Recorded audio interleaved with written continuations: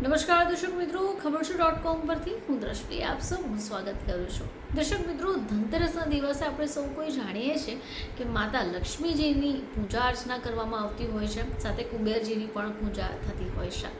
તો હવે આ દિવસે દીપનું પણ ખૂબ મહત્વ હોય છે. તો ધનતેરસના દિવસે કઈ જગ્યાઓ પર દીપ પ્રગટાવવો જોઈએ, આને લઈને પણ ઘણા બધા લોકો ખૂબ સચેત હોય છે. હવે ધનતેરસના દિવસે યમના નામનો દીપક કયા દિશામાં પ્રગટાવવો જોઈએ એ પણ જાણવું એટલું જ જરૂરી છે. તો આ વર્ષે ધનતેરસ 18 ઓક્ટોબર શનિવારના રોજ આવશે. હવે ધનતેરસના દિવસે માતા લક્ષ્મી, ભગવાન કુબેરજી અને ભગવાન ધન્વંતરીની પૂજાનું વિધાન છે. હવે આ દિવસે સાંજને સમય મૃત્યુના દેવતા યમરાજજીની પૂજા પણ કરવામાં આવે છે. હવે તેમની પૂજા બાદ ઘરની બહાર યમના નામનો દીપક પ્રગટાવવામાં આવે છે. એવી માન્યતા છે કે ધનતેરસના દિવસે દીપદાન કરવાથી યમદેવ પ્રસન્ન થાય છે અને પરિવારના સદસ્યોને અકાળ મૃત્યુથી રક્ષા કરે છે.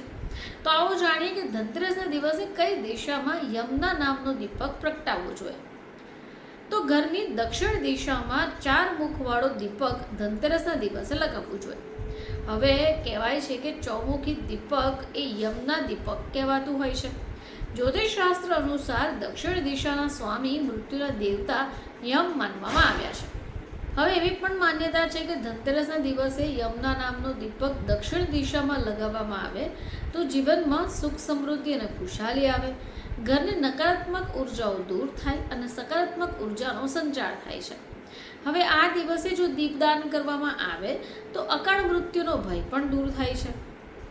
હવે આપણે જાણીએ કે એની તિથિ શું રહેશે. તો ત્રયોદશી તિથિ 18 ઓક્ટોબરની બપોરે 12:18 પર શરૂ થઈ જશે. 19 ઓક્ટોબરની ત્રયોદશી તિથિ બપોરે 1:51 પર સમાપ્ત થશે. હવે આ દીપદાનનું શુભ મુહૂર્ત જો આપણે જોઈએ તો એ 5:48 સાંજે 7:04 સુધી રહેશે. હવે દીપદાનનો શુભ મુહૂર્તનો જો આપણે સમય જોઈએ તો 1 કલાક 16 છે.